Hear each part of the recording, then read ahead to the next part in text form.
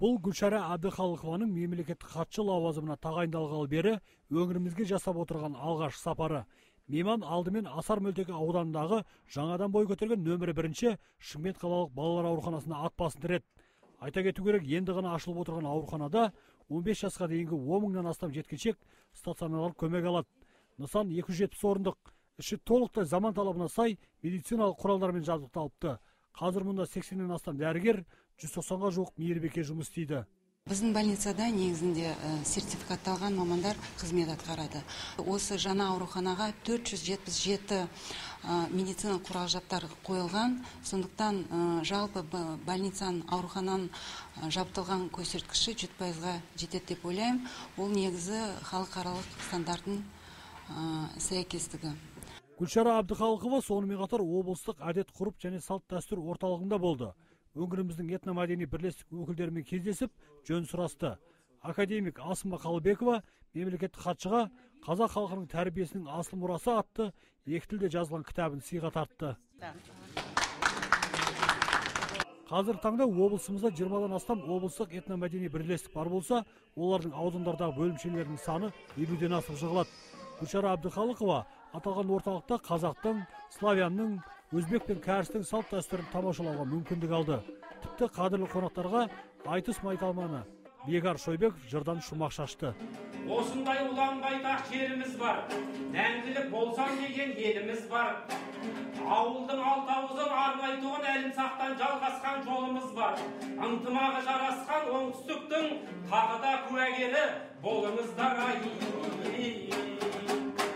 Этномәдени бірлестіктердің өкілдерімен кездесу өткізген мемлекеттік хатшы Қазақстан Халқы Ассамблеясының жылын өткізудің қоғамдық саяси мәні жоғары екенін айта келе, елбасының мәңгілік ел идеясы бейбітшілікті, ұлтаралық татуластықты нығайтуға бағытталуы тиіс екенін көптің есіне салды. Жиында сондай-ақ Астанадан ат терлетіп келген қонақ Қазақстан Халқы Ассамблеясы төрағасының орынбасары Ералы Тоғжанов сөз алып, биылғы жылды бірліктің жылы ретінде қарастыру қажеттігіне тоқталды. Елбасы тәуелсіздіктің алғашқы жылдарынан бастап осы ассамблеяны құрған кезде еліміздің тұрақтылығының негізі де дамуының кепілдігі ретінде бірлікті күн тәртібіне шығарып қойды. Ұлттық саясатымыздың негізіне шығарып қойды. Бұл біздің экономикалық сұрағымыздың дамуы да, әлеуметтік сұрақтарымыздың шешілуі де, саяси тұрақтылықты қамтамасыз ету де, түбіне баратын болсақ, тәуелсіздігімізді дамудың қамтамасыз етудің негізгі айқындап берген жол ретінде қарастырамыз. Мемлекеттік хатшы бастаған зиялы қауым облыстық тарихи өлкетану мұражайында болып, қазақ хандығының 550 жылдығына арналған экспозицияларды аралап көрді. Үлкен кездесу болды. Осы оңтүстік Қазақстан облысында 100-ден астам әртүрлі этностар тұрады. Қазір жақсы орталық құрылды. Әрбір ауылмен байланыс бар. Көптеген жұмыстар жүргізіліп жатыр. Соның бәрін қарап, бірге пікір алысып, ұсыныстар да болды. Сол ұсыныстармен ассамблеямен бірге жұмыс істейміз деп ойлаймын. Мейман Пушкин атындағы нөмірі 1-ші мектеп гимназиясына да бас сұғып, оқушыларға беріліп жатқан білімнің сапасымен танысты.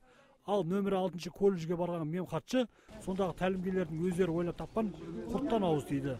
Айта кету керек, бұл білім ордасы бүгінде дуальды білім беру жүйесін мықтап қолға алған. 130-тан астам әлеуметтік серіктестікпен байланыс орнатқан.